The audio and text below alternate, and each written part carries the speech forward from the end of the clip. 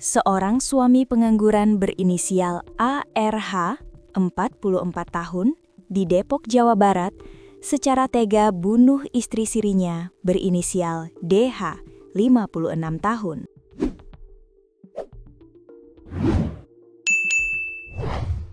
Pemicu tragedi mengerikan tersebut akhirnya terungkap setelah pelaku ditangkap aparat kepolisian.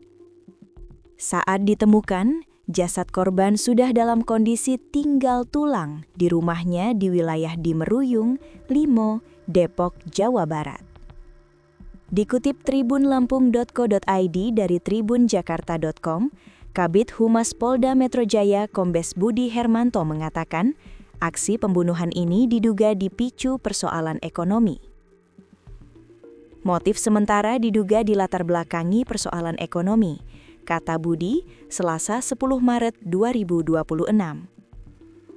Budi mengungkapkan, pelaku sakit hati setelah diusir dari rumah oleh korban lantaran dicap pengangguran.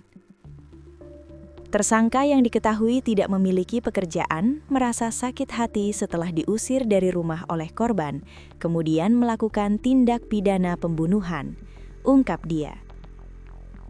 Berdasarkan hasil pemeriksaan awal, ditemukan taburan bubuk kopi di jasad korban. Adapun pelaku ditangkap di wilayah Jatimulya, Tambun Selatan, Kabupaten Bekasi, Minggu 8 Maret 2026.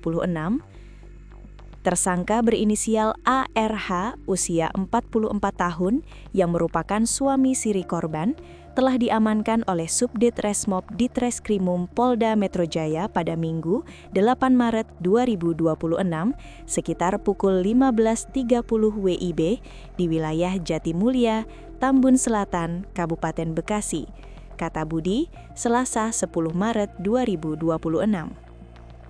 Saat ini, pelaku telah ditetapkan sebagai tersangka dan ditahan di Rutan Polda Metro Jaya, Jakarta Selatan.